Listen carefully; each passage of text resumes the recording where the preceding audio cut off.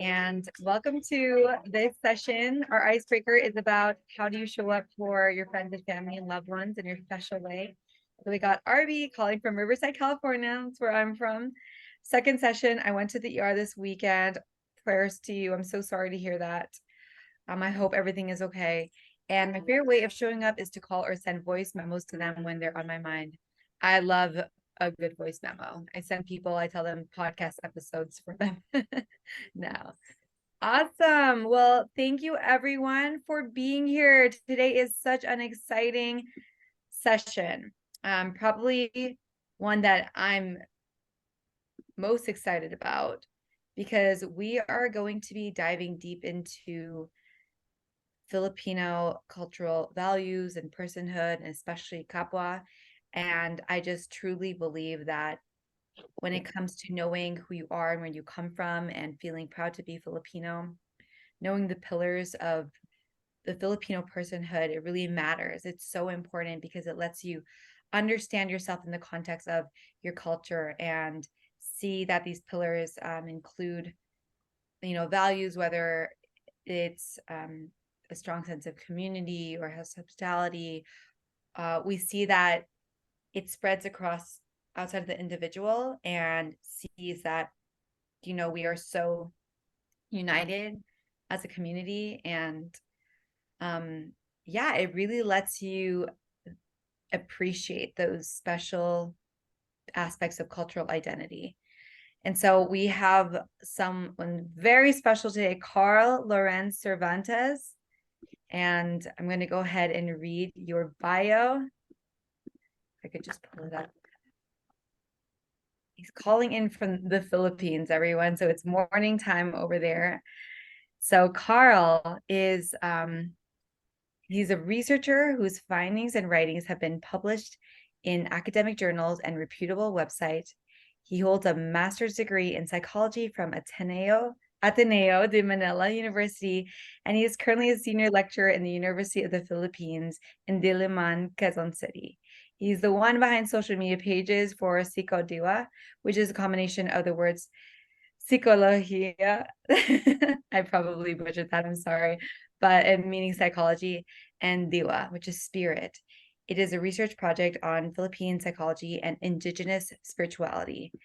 And I'm just going to go ahead and pass the mic over to you, Carl, because we have so much good things to learn, especially in regards to our psychology, our values, indigenous spirituality, and Kapwa especially. So a huge salamat and thank you, Carl, for joining us at Filipino on the Rise, our Filipino learning journey. Today, go ahead and introduce and welcome yourself and how you got into this work, why it's so special to you. And honestly, everyone, please check out his resources, his website. This is a treasure trove of invaluable resources that we are so grateful for Carl to have worked and dedicated for. Why this is so important for you to do this work and put that out there, Carl. Welcome. Hi, hello, hi everyone, and thanks, Crystal, for inviting me to speak. Um, it's so great that today we have so much access to different spaces in the world, and I'm very happy that we have created and maintained spaces for fellow Filipinos wherever we are around the world. Uh, I have always loved this kind of research, but actually, I started with doing research on spiritual things. So I was doing research on uh, the paranormal. Actually, my thesis was about telepathy. But then eventually I realized that there was so much spirituality and supernatural experiences in the Philippines, and that connected me to the cultural values that we have that allow for that kind of spirituality to happen. Um, our beliefs in encantos and duendes and all these, spiritual beings kind of reflect a relationship with nature. Our belief in all kinds of magic reflect a relationship with other people, and that's what I find so wonderful. But these metaphors aside, no, I want to talk about today. I'd like to talk about kapwa, something that I feel is very important, especially today, since As much as we are connected through the internet, and we can cross great distances, we still experience a lot of loneliness, a lot of isolation, a lot of feeling that we're not part of this community. Maybe we've forgotten that we are part of this larger thing, and that's something that I think is important to recover. uh, and that's why it's good to return to Kapwa, right? May I start sharing my screen now? Okay. So I prepared a short presentation. All right. Oh no, where is it? So give me a moment.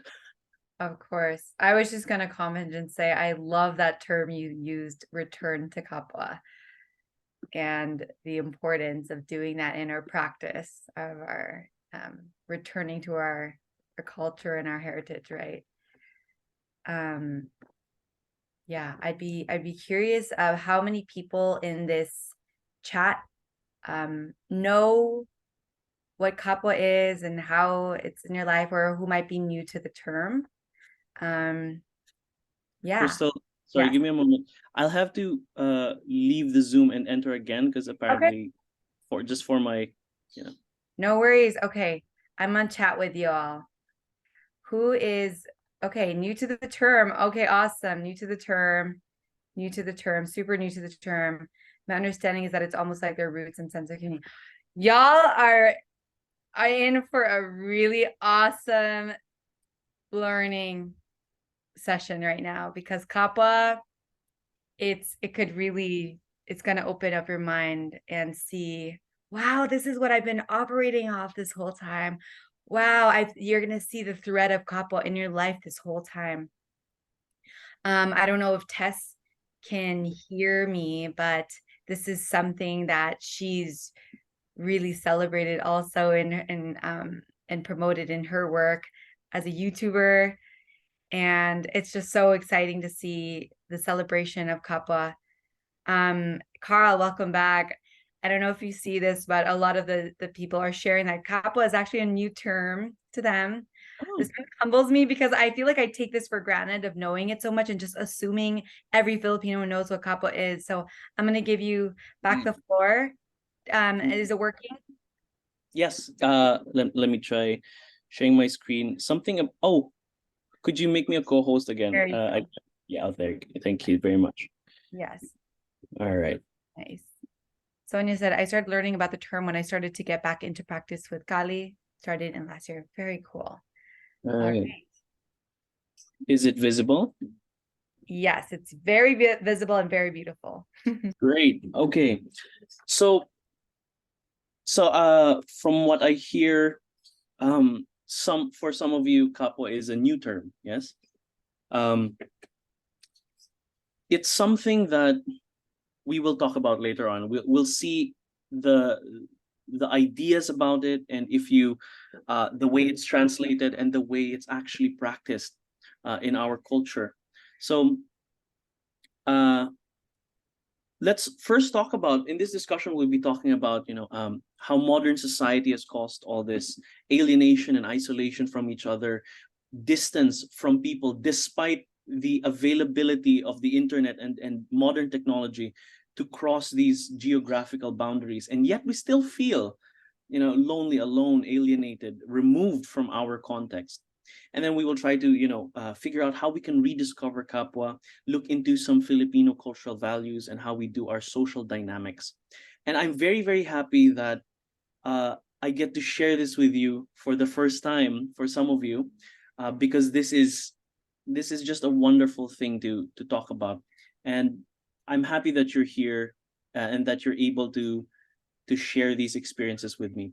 Later on, I'll be asking some questions about certain Filipino values that I'd like you also to share your thoughts about. And you can just type in the chat box later on if you've heard about it, or if you have any thoughts about it, what people say that it means. So, what is the problem? What do we experience today? A lot of alienation, meaning a lot of removal from the things that we create, the creativity that we have sometimes feels forced. Sometimes it feels like the things that we do um, aren't going anywhere. They're not getting to any kind of place. And this causes a lot of ennui, which is like boredom, but on on an existential level, on a more, you know, it's a feeling that nothing is meaningful, and that's a difficulty that we experience today, despite there having to be so much content in the world, so many things to keep us occupied, and yet there's that feeling that, there's still that lack of meaning. And so we experience a lot of this loneliness, this isolation from each other, the feeling that we are an island, separated from each other. So why does this happen? And I want us to look into how society makes us do these things, and tells us to believe in these things that force us into this place of loneliness.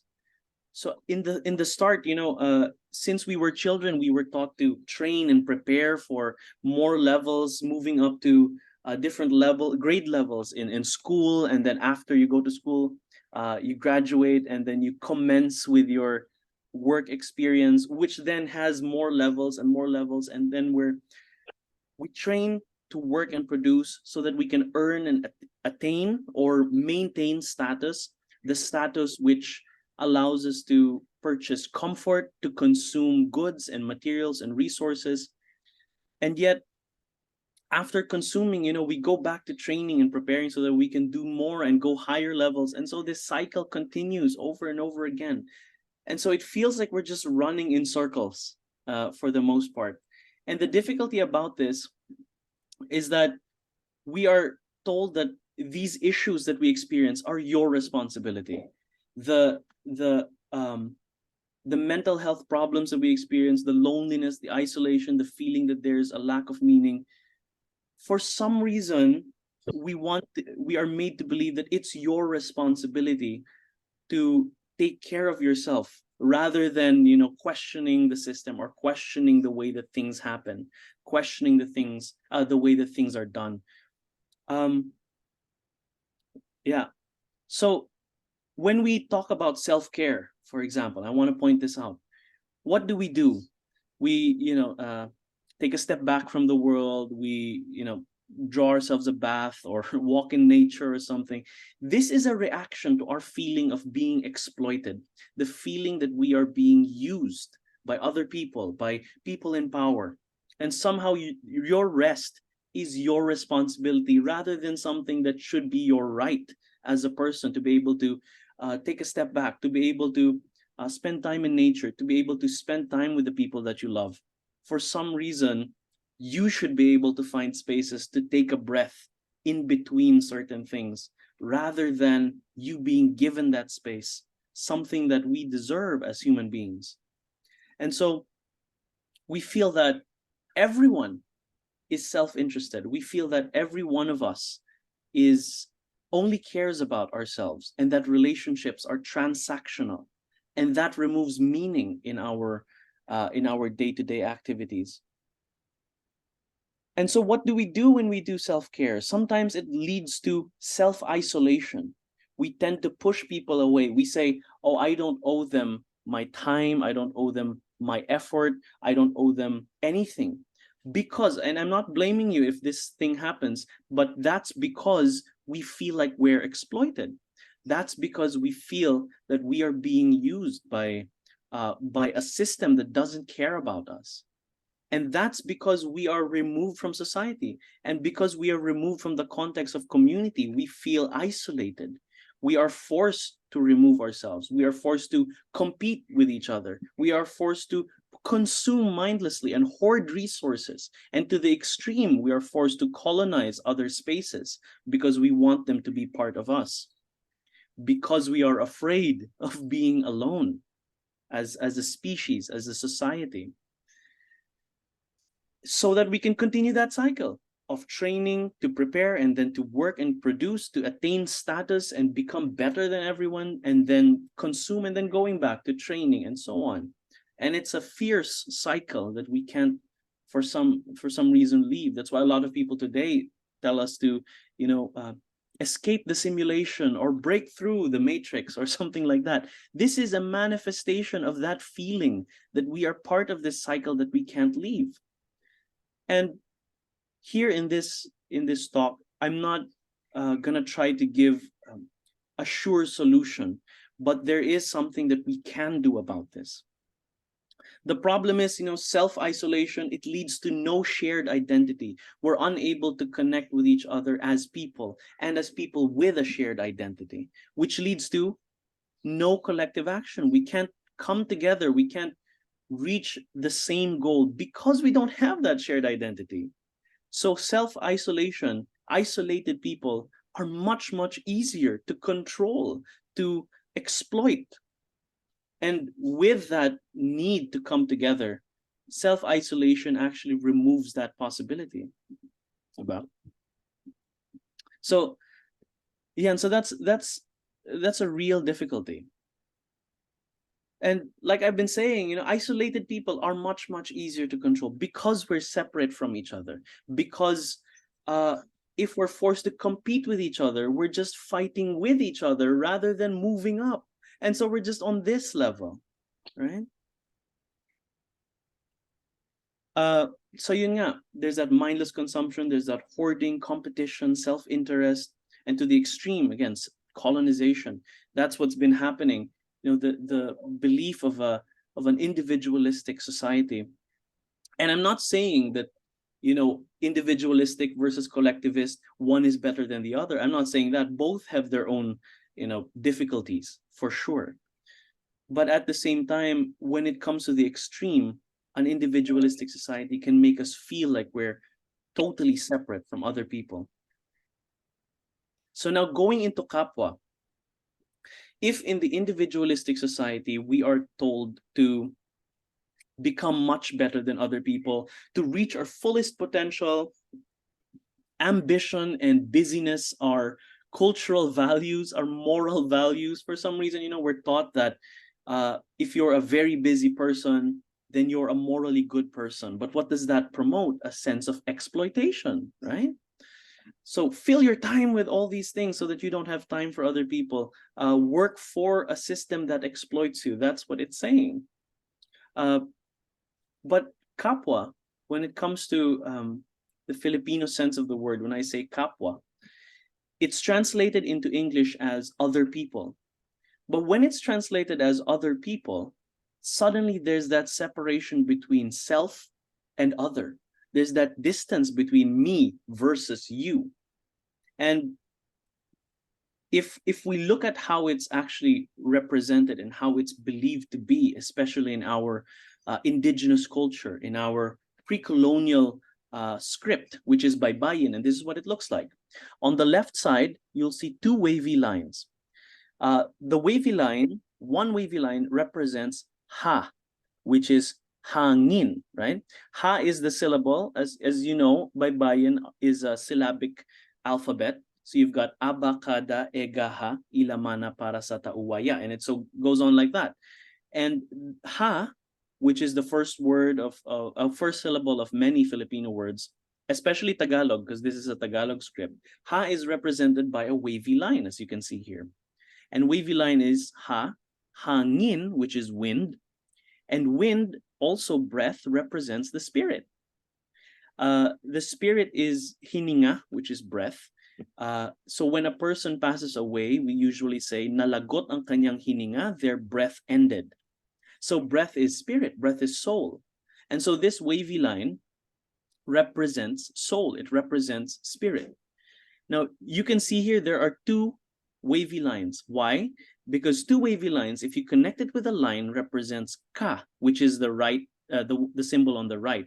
That's ka. So two wavy lines, two ha, right, connected by a line, two souls connected by a line. And what is ka? Ka is the syllable at the start of a lot of relational words. Kapatid, sibling.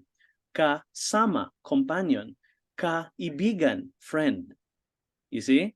So ka is the start of a lot of different relational words. Let's look at kaibigan. Ka, sharing, right? You share a soul. Ibigan or ibigan, love, the act of loving. Kaibigan, sharing in the act of loving, friendship. That's what friendship is. And you can see this in a lot of different words as well. You also say kasama, sharing in the act of collaboration, which is me and you. We are companions. Kasama is companion. You are with me, right? It's just beautiful. And even with the word kapatid, which is sibling, it means sharing in a part. We are parts of something that we share. So it's wonderful. Now, this is really beautiful. And once we get really into this concept of kapwa, in this concept of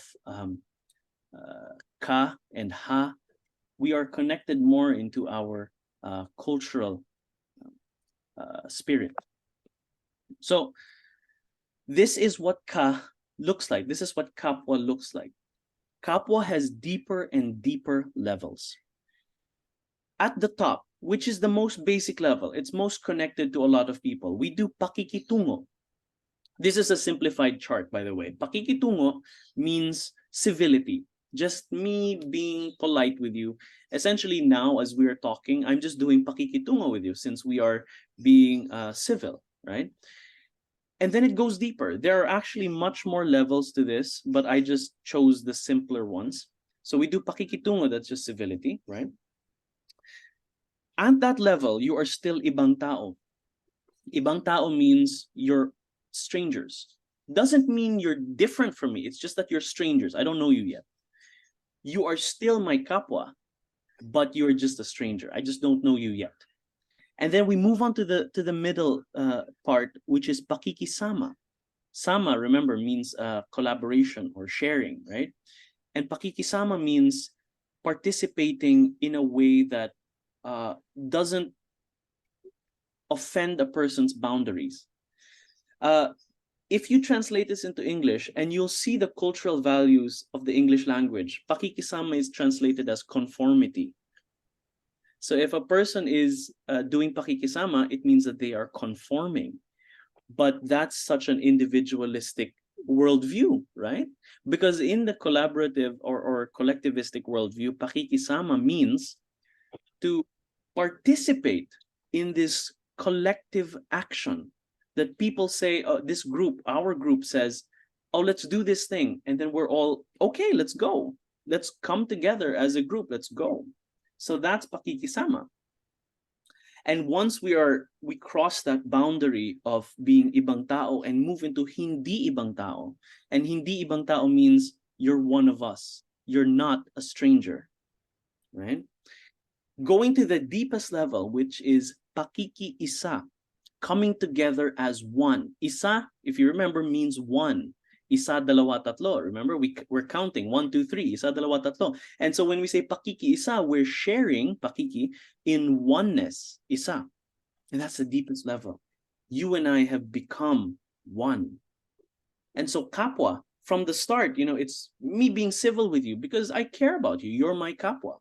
But then when we go deeper, much deeper into this experience of kapwa, we literally share this same conviction, we share the same belief, we share the same meaning making. Pakiki-isa. Right? And to drive this point further, we look at a few metaphors.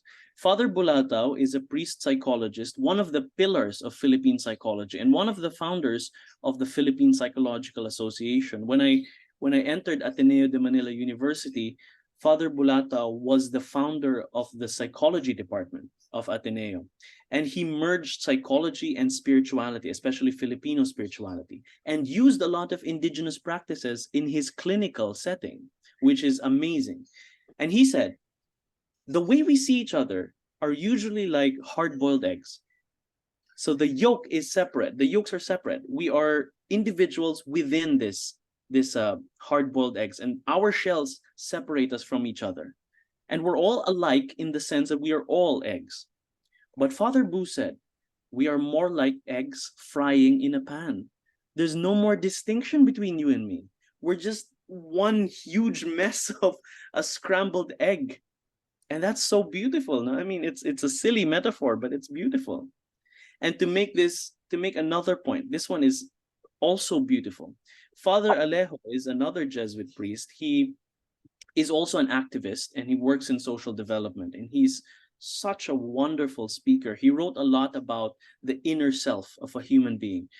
Uh, so as an activist, he works with a lot of these communities. And he said, and I went to one of his talks, and he said that human beings are like islands. We seem separate, but you go deep into the waters and you'll see that we are all connected, right? So the islands seem separate, but then under these waters, if we go deep enough, we'll see that we are all connected underneath. Diba? Ganda na. So feeling that we are an island, and we say, we always say no man is an island and so on. But yeah, the world is an archipelago. We are all part of this common humanity, this shared humanity. Right? So let's look into what we can do about this. These are the things that we do, and I'm sure that you know this already, but let's look at it again. When we decolonize, we remove the ideas of the colonizers. We challenge and remove these colonial ideas. We remove their conceptions of what beautiful person is. We remove their ideas of beauty, of civilization, of education. What do these mean from a colonial perspective? And let's challenge that. Indigenization is unearthing or revisiting local worldviews. So if decolonization comes from the top, indigenization comes from within. It comes from within us, our personal experience. We're unearthing them and returning to roots, right? Cultural revalidation is just looking at the concepts that were already uncovered and saying, does this make sense to me? Right? And usually that's all we need to do. Because even the colonizers, even the foreign researchers from before have already pointed out a lot of these Filipino concepts. The only difference is they interpreted it and translated it in a colonial way. So a lot of our Filipino cultural values, like being indirect, for example, as Filipinos, we're not usually direct with each other. We don't like confronting each other. And so the colonizer looking at that would say, oh, Filipinos are so dishonest, or Filipinos are so, you can't trust them. So we have to educate them to be individuals who can speak up and confront each other. But that's a colonizer's perspective. As a Filipino, the reason we're indirect is because I don't want to hurt your feelings. I don't want to cross a boundary without knowing you well, right? So to do cultural revalidation, we have to look at these ways that the colonizers have said about us and figuring out whether these concepts make sense in our worldview. Does it align with what I believe in? So let's look at a few concepts. You've heard of HIA, right?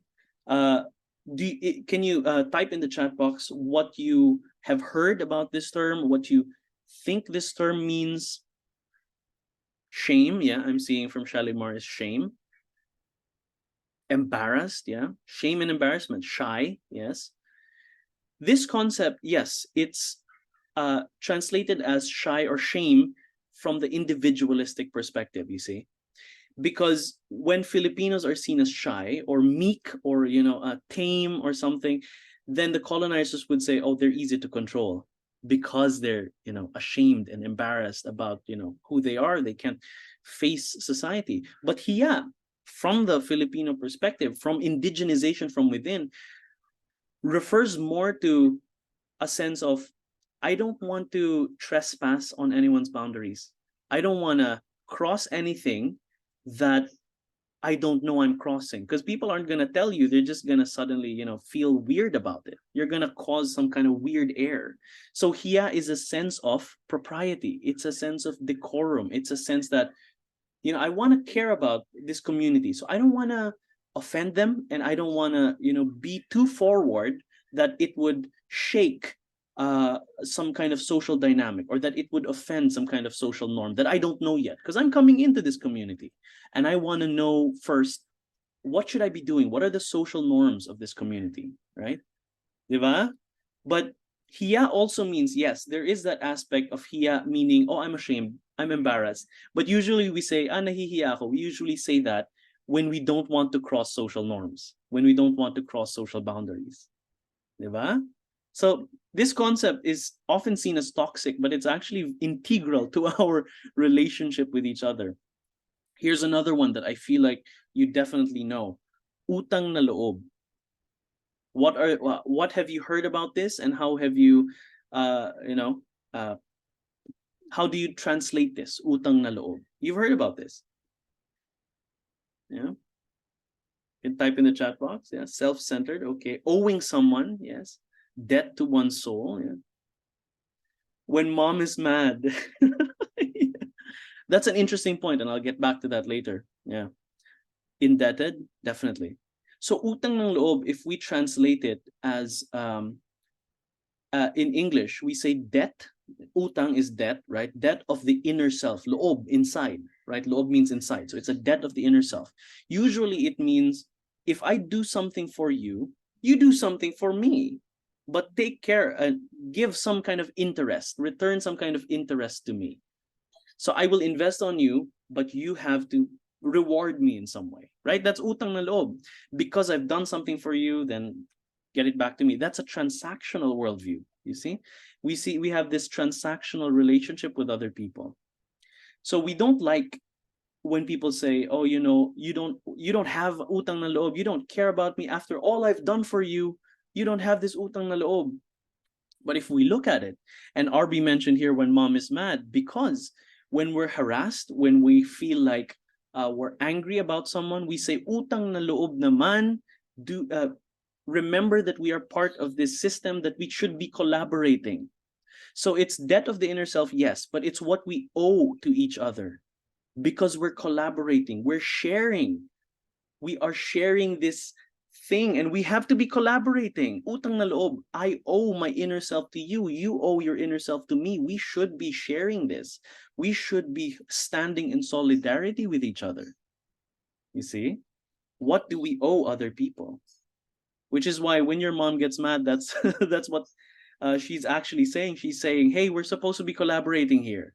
We're supposed to be taking care of each other. Utang na loob, remember? So that's what it's supposed to mean from a cultural validation standpoint. Okay, last concept. What have you heard about tampo? This one, I feel like this one is more common. Tantrum, yeah, okay. How about the others? What have you heard of the word tampo? A lot of relationship with your mama, RB. Yeah, that's it. I love that you're able to connect that with deep relationships. These are definitely relationships that are very deep with other people. Anyone else heard anything about the word tampo? Grouchy, yeah. Spoiled.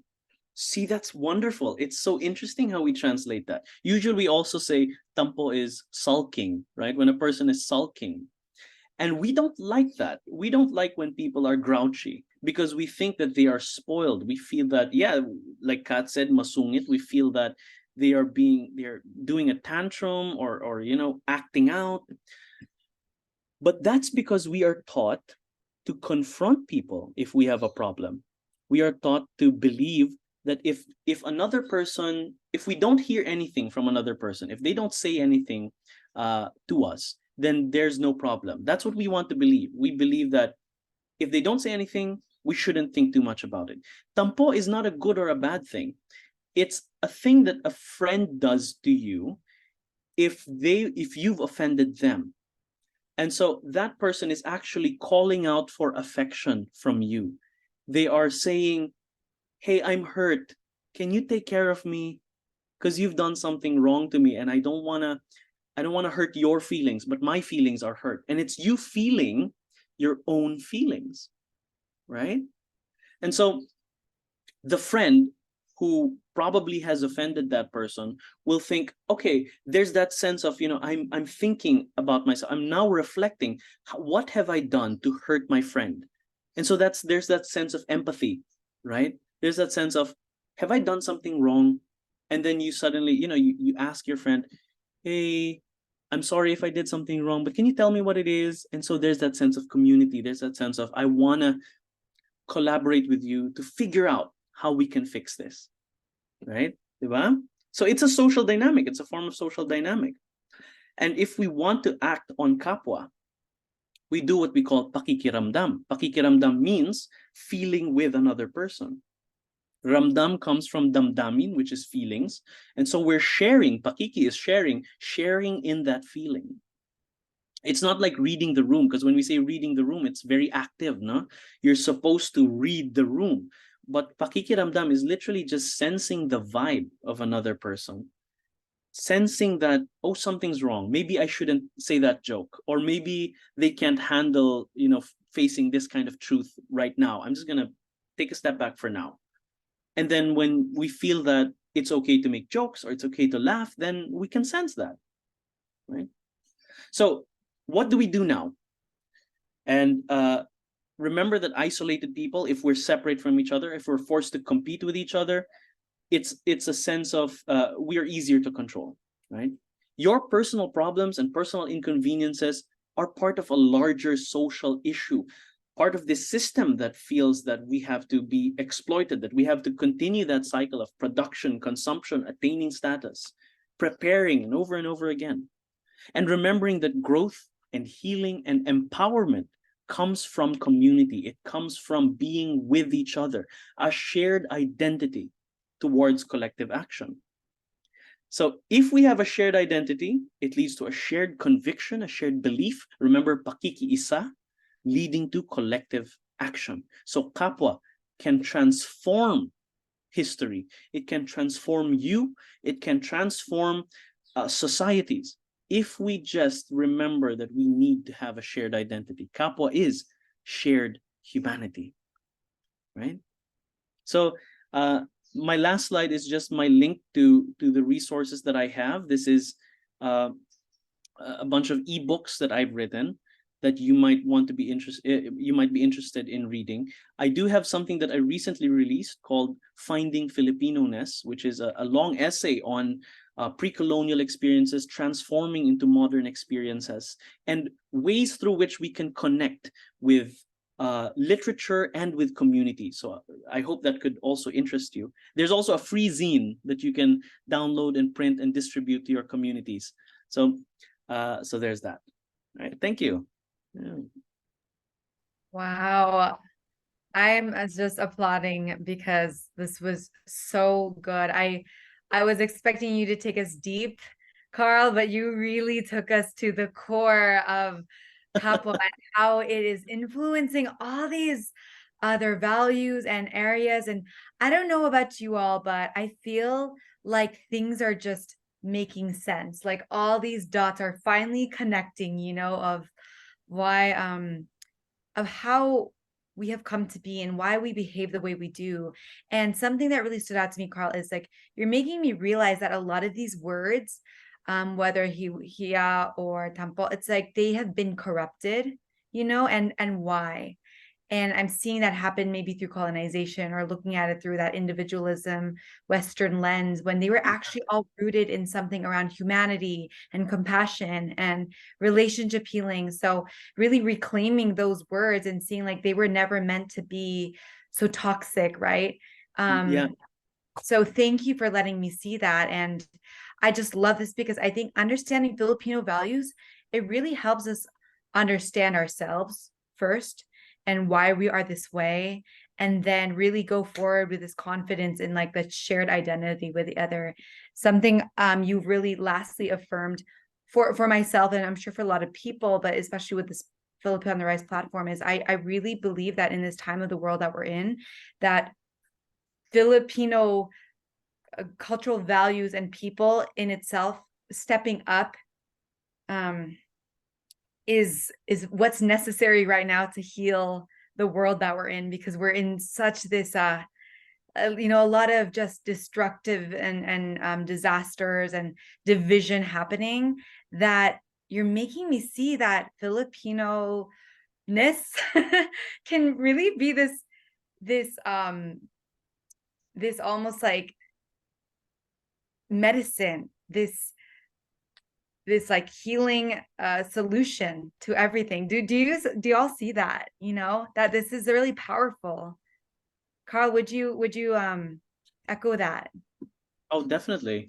Yeah, I've always seen this as something that a lot of people need to hear. Now that we're reclaiming identity, now that we're empowering each other wherever we are around the world, which is why I love this space, is because you have that desire, that intuitive desire to find community and to see these connections that we have with each other. absolutely. And we heal through community, right? And I think thank you for that, Carl, and for joining us. I really believe everyone, whether you grew up you know, in the Philippines or first generation, or just learning about your history now, or have been, you know, recently discovering your heritage, everyone is feeling the same thing. We know that there is these connections, these patterns, but we don't have the terminology for it often. We don't Right. have the way to articulate it. And then you coming in with the resources, it's like, wow, it's all been there. Who feels the same, right? So anyways, I want to be able to create space for people to raise their hand and talk. Shalimar said, can we ask a question? Is there a way that we can apply the concept of kapwa to the Filipina perspective / identity specifically? Oh, that's a good, very, very good question. Um, what I love about the Filipino indigenous perspective is that it's very, very gender inclusive. Our concept of when we say Filipino Filipina, right? The O and the A comes from the Spanish way of doing things because then it's gendered, right? Filipino Filipina. We even say when someone is a seller of something, we say tindero tindera, right? These concepts of O and A come from the Spanish. But when we talk about the Filipino identity, we talk to each other as, oh, you're also Filipino. It's very gender inclusive, which is why our main pronoun is siya, right? We just say siya. We don't say he or she, we just say siya. So when Kapwa comes into play, it really is coming together as one, regardless of who you are, regardless of um, regardless of gender identity, regardless of gender expression, including that and transcending that as well. And I want to also point out that in the past, and this is something in one of the essays that I've written that is available in the link, that in the past women have been seen as powerful, divine, and priestess in the old society. So we have babaylans, catalonans, all these shamans who were women, and also who were men dressed in women's clothing, who were marrying other men. So we have this wonderful gender inclusivity of transness, intersex, and women, even back in the day, and we call that diwata gender back in the day. Mhm. Yeah. Wow. I really recommend everyone to click the link. There's so much more to uncover, and he's really put it in these digestible resources. I'm gonna share with you really quick what that looks like here. We have, oopsie, yeah, um, spirits, folk belief, and the Filipino soul, finding Filipino-ness, a month of contemplation, and this is, I think, a really great next step. Thank you for creating these resources, Carl. And when you take them, please rate. You know, we want to get them out there. Do we have any other questions? So Kat said, I'm sorry, repeating their question above. How can we help people with mental illness, social anxiety disorder, connect and demonstrate kapwa and demonstrate kapwa to them? Maybe perpetual tampo or unable to sense others' feelings. Perpetual tampo, I like that. um, yeah, some people are called matampuhin, which means they have tampo a lot, they sulk a lot. But we say that in an endearing way. We say, ah, matampuhin, and we say, you're always doing tampo, no? And we say it in such an endearing way. But we have to remember when it comes to mental illness, and I'm coming from the field of psychology. I finished my master's in psychology, and I am doing work within psychology. Mental illness is very important. as we have a handle on these symptoms that are genuinely destructive and distressing to us and to other people, yes. But we also have to put it into context.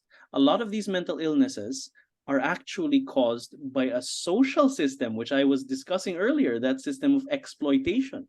So we have to think, is this actually a mental condition, or is this a natural reaction to status anxiety, to that feeling of being exploited, to that sense of burnout, right? So instead of labeling everything, for example, instead of labeling everything as a trauma response, maybe we could ask, is it a natural response to feeling exploited? Is it a natural response to societal pressures?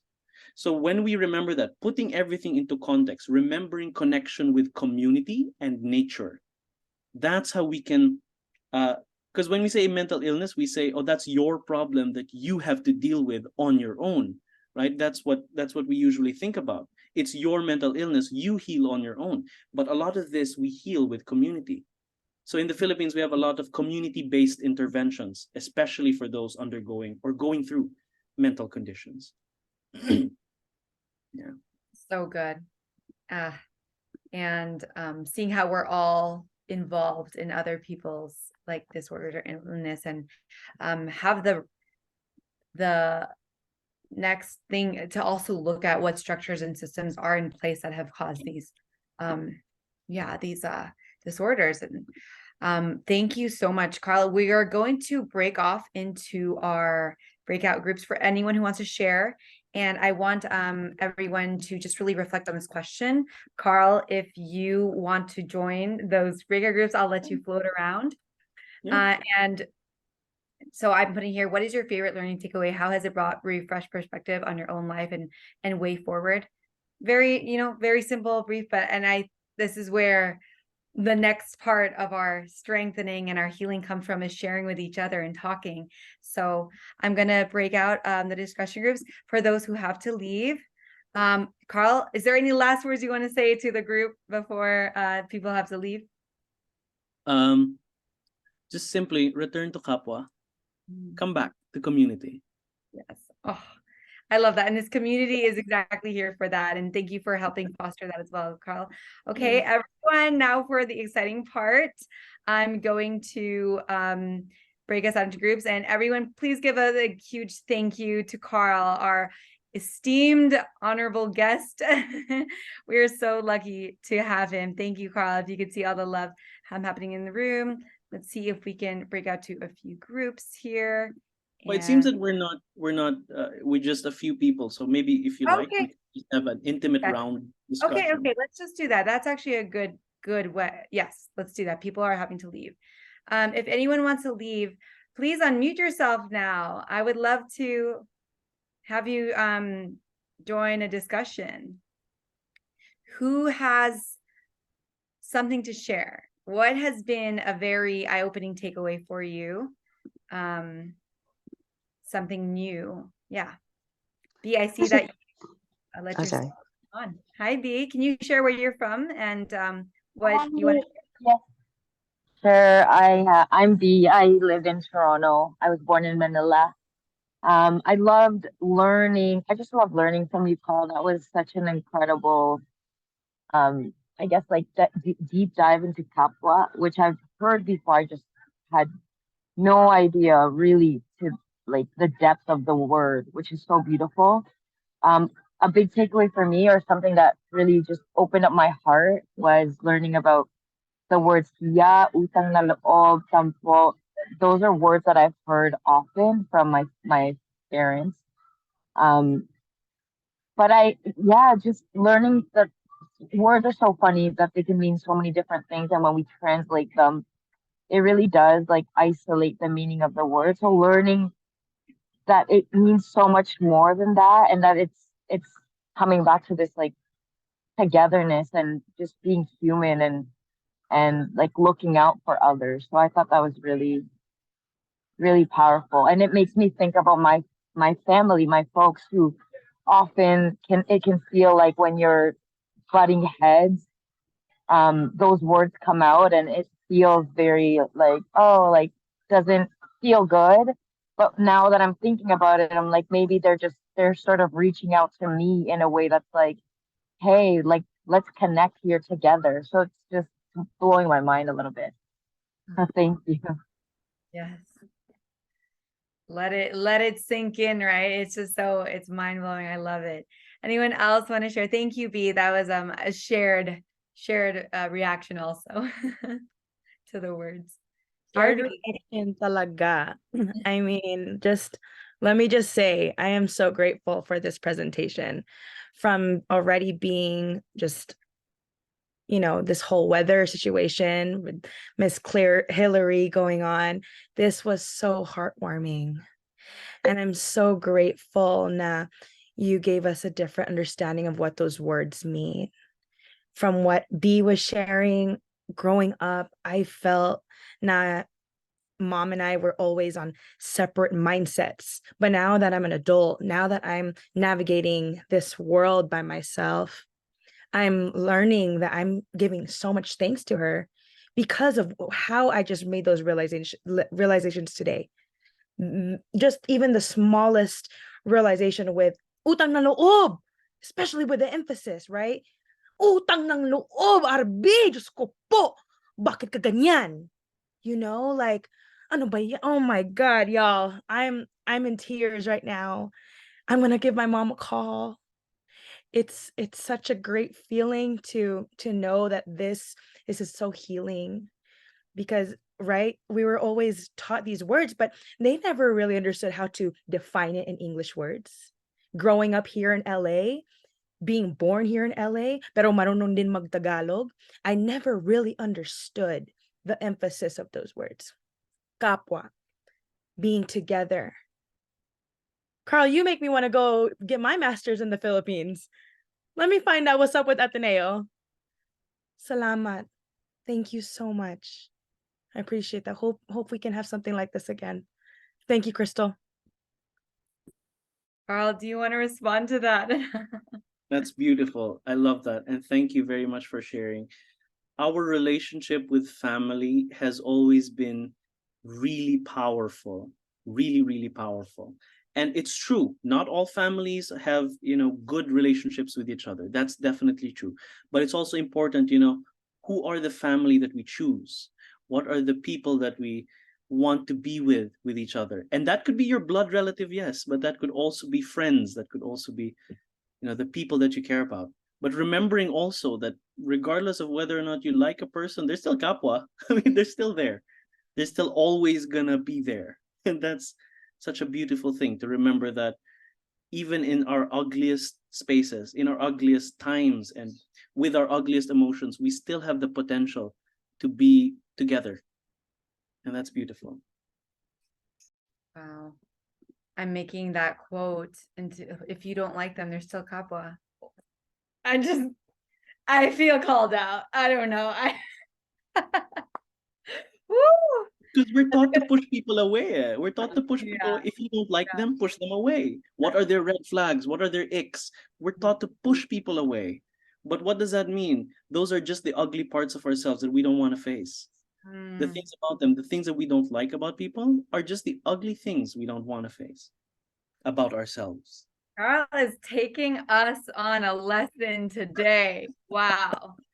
Anyone else want to join in and share, build on that? Please comment. I wanted to share, Carl, thank you so much for, giving this opportunity to kind of, see like this from a different perspective. I mean, just a personal thing. I mean, I've been going to therapy like since 2020, and I felt something that was like missing, and I don't know what that missing was. And then realizing, like, when I started going my, my decolonialization, like path, I actually found your Instagram, and I was like, oh my God, like, it just made so much sense. Like every time like you post something and I'm like, yes. And then I realized in 2023, when going through therapy and figuring out like, someone that could help me. I mean, I live in Tucson. There's not that many, Asians in general, like in practice in psychology. But I when I shared, you know, my experiences in therapy with my therapist, I said, I know for a fact now that there are two types of perspective that I'm getting myself into. It's the realization that because I was born in America, there are Western, you know, colonization perspectives that I have, like the individualism. And then there's a portion of myself that's still Filipino, like, and I can't just be, you know, to be treated by one thing. I need to be treated by two different perspectives, and then aligning that and understanding what works for me. So, I mean, the fact that like I'm, you know, I'm in that path and understanding that it's not just the one, it's like there's the community aspect of it. So I just want to say thank you so much for, you showing us like there is a different way of perspective. And oh my gosh, utang na loob. What a thing to like grapple with for even more than a year for myself. So I just want to say thank you so much for, for sharing that. Thank you. Thank you, Sonia. Anyone else? I'll share. I'm all the way in Maine. I'm in one of the top 3 whitest states in this country. I'm also a transracial adoptee. So I was raised by white folks, and I was born in Cebu City, and this was really eye-opening for me because there is a very small Filipino community here in Maine. However, when I first was introduced to this group and prayed with them for like 40 minutes and then had the food, yeah, I kind of got the vibe was more like, oh, you were raised by white people. Like there was so much Kapwa in there. So it was kind of like, oh, when did they take you out there? I was like, when I was a baby. It wasn't like I was like, hey, get me off this island. It was more like I grew up and it was like, hey, you look different. Or nowadays, if you take me anywhere, it's, are you mixed or are you Spanish? So this was very healing for me because as an adoptee, my identity was like straight up stripped away. So I didn't grow up hearing these words like some of y'all have. And actually, the number one like diagnosis my doctor has given me is to move out of the state to go find more brown people because it's like a lot. And my experience with Filipinos was not like super positive. The only time my Filipino-ness is actually ever celebrated is because I'm a boxer, I'm a lawyer, or I can weight lift. So, like, thank you for teaching me a lot because I'm on this decolonization journey actually like right now. So I thank you. Wow. Arby, I'm seeing a lot of hurrah from you if you wanted to respond to Kate or something. Honestly, I appreciate your perspective on how you just shared right now, like growing up hella Filipino and being raised with hella community versus what you just shared. It brings me so much understanding that we got to reach out to so many more people, and we got to do our best to connect those lines, connect those dots, because it's so unfair. I feel so privileged. I feel so privileged that I was connected in the way that I am. Like, can we all like just link up? Like, Carl, like, can we, Crystal, can we set something up? Because like it's in these moments that we get to connect over just Zoom, and just imagine when we do something in person and just have a conversation about this. I'm sorry about I'm sorry about your upbringing with the white folks. I really wish that could have been changed, but I just know moving forward, there will be so much understanding on why it was the way it was. I can't change that. Like I said, like yeah, or like when people ask me about like my ethnicity, I'm like 23andMe says I'm 98.9% Filipino. And the problem is I wasn't really cultured, so I do get that coconut label a lot. And yeah, I probably would have to, I got a lot of PTO with corporate America, so I might just have to just come visit you and crash with your family and uh learn the card games and the lumpia a little more because I don't know a whole lot about it. I won't lie. I'm a Frasian. I'm a French like speaking Asian. Like I'm not pumpkin spice latte, but now I kind of understand why my mother would always say Like there's some aspects of my daughter that just don't match. And I'm like, well, obviously, ma'am, like I'm not white. Like very, very good observation. Glad your eyes work. Like, and like my Wow. white family, I mean, last week she was trying to explain to me that my black adoptive cousins have it worse than I do with racism and that I don't experience racism. So I'm kind of used to it. So I might have to I might just come to California and go find you. Like, I will do it. And I just want to acknowledge, Kate, that you're here. You know, you showed up to this community. You are here, you are learning, and we're all in the same journey. And it's just such a huge step in celebration that you're here. Everyone here too. So yeah, I want to acknowledge you for that. Carl, you looked like you wanted to respond something. Oh yeah. Uh, if you guys ever do meet up, usually when Filipino groups meet up, there's always food, right? There's always salabat, which is ginger tea, and there's suman, maybe like a rice cake or something. That's also one of the ways that we connect with communities here, and I think that's a wonderful tradition. So true. And just so you know, if you don't already are plugged in, that's why we have our Filipina community events around the country. Hopefully, soon, Kate, there'll be one year for you, because it would be so great just to get it's our nature to gather in person and just talk story and to feel the energy of each other, right? Even though I feel like the energy here is very tangible already. I'm moving south. Yeah. I moved south in less than a year. And the thing right now with Maine is that like there's a big like shortage of nurses. So honestly, like a lot of the Catholic hospitals, and my mom's always like, do you want to go see your people? And I'm like, oh, okay, yep, not an exotic animal. I'm a person. But I will go wave at them and say mabuhay, and hopefully they won't catch that like I may not know a whole lot of what they're going to say to me. Okay. You're still just as Filipino enough and all that. Right. TikTok taught me something. Let me tell you, Filipino TikTok is lit. There Big you fan go. of when they talk about the debates and whatnot. Like big fan of that. It taught me a lot. Oh my god.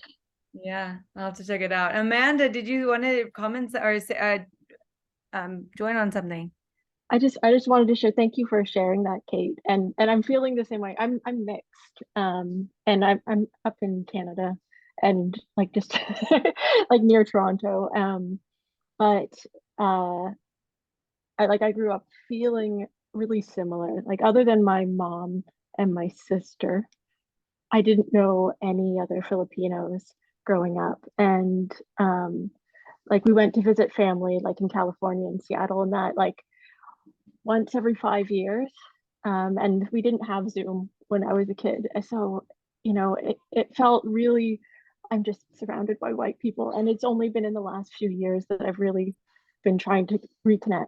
And I'm finally, I get to talk to my cousins now, like Zoom or like on FaceTime or whatever else. And, but for years and years, it was the same feeling, just being so different and not knowing why at all. And other than being kind of brown, a little bit brown, but not too brown. But thank you for sharing that. It made me feel a little, because I don't know the language either.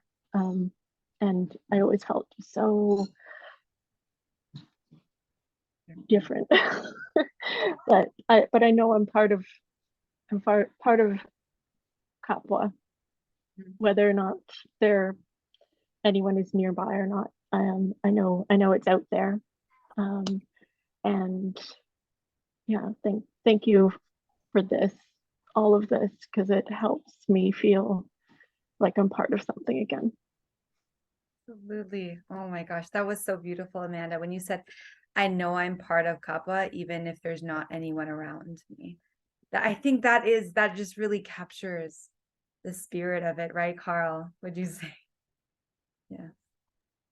Yeah, that's definitely beautiful. But just to remember that wherever we are, there Kapwa is. Just something that we always have to remember. Yeah. And just to add also, I'm hearing a lot of, about confusions and liminal spaces about identity difference wherever you are, and that sense that we have to force integration. But what if we're just multiple? We're just plural. We're just different in that sense that we have different selves. And that's okay. It's okay to have different parts of us. It's okay to be Filipino and American. It's okay to be that. This is just a different way of being Filipino. That's fine. We're a multi-ethnic archipelago. It's not uncommon to have different things. So Yeah. true. So true. 7,000 plus islands. Of course, we're going to have multiplicities. And in the diaspora. Thank you, everyone, for sharing. I don't want to take anyone more time than we already have, but this has been just such a magical and meaningful discussion. Does anyone have something on their heart they just really want to share? Shalimar, I'll go to you. Yeah. Yeah, I'll just do something real quick. Thank you, everybody, for your vulnerability. This is a very beautiful space. Thanks, Crystal, for putting it together. It's wonderful seeing what you've created out of things like COVID and social media, opportunities for community across the North America. I think it sounds like people are Canada and the US. Does that seem about right? And then, of course, we have Carl from the Philippines. For me, I actually just wanted to make a small comment around, I mean, there's been a couple comments around other races and things like that. And I think this is, for me personally, my takeaway is understanding how we can take this similar philosophy and use it with a lens of empathy to understand our Black, our friends and peers, our Latina friends and peers. Like, aside from, I'm so cautious of, like, I mean, there's something about embracing being Filipino, but I'm always very wary of making others to be other. And so I'm trying to find opportunities here of using the same concept and having that empathy for others, and maybe using these same philosophies. I think someone else talked about here.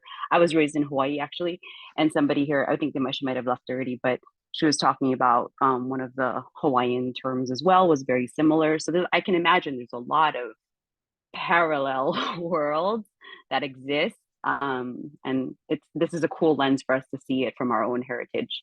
So anyway, just want to thank you. That's one of my takeaways. Thank you so much for sharing that. Absolutely. Right. Carl, do you want to respond to that in any way? Yes, it's a philosophy, it's a psychology, it's a way of thinking, but it's not something that we have to, unlike, a lot of philosophies, it's something we have to read about and, force ourselves to think. This is intuitive. Kapwa is an intuitive understanding. Just come back to it. Just come back to ancestral memory. Come back to this intuition that we are just humans. We're sharing this humanity.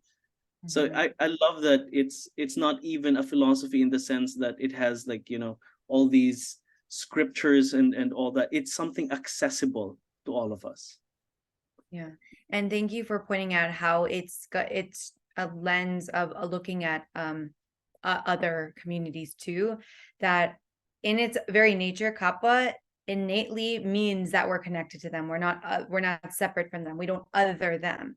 And so it again prompts us to see the other in ourselves, but not just like the Filipino other. It's just like everyone else. And I think that's what's so beautiful about embracing Filipino culture. It's not like, oh, this is us and that's you guys. This is what's special about us. And it welcomes in, especially other, let's say historically marginalized or Black and Brown communities, that when we share, when we have that, we share the struggle. We have, we should be in allyship and unity, right?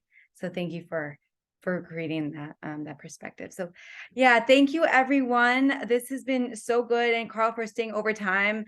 I wish that we could just keep talking for longer and be in a shared space, but again, if you please look at the resources that Carl has for us. They're amazing. Go join our Slack if you want to continue the community conversations. We're going to have more discussion circles towards the end of this month so that we can keep having these talks. Huge salamat, Carl, for sharing all this. I just can't thank you enough. And to everybody else, thank you for being vulnerable. Thank you for showing up. Like I said, you're here. It's a big step. Yeah. Thank you. So I'll close out everyone now. Carl, you we'll make sure that we can debrief when we can, but thank you. Yes. Bye. Thank you, everybody. Have a wonderful rest of the week. Bye. Bye. Thank you. Thank you, Carl. Yeah. Well,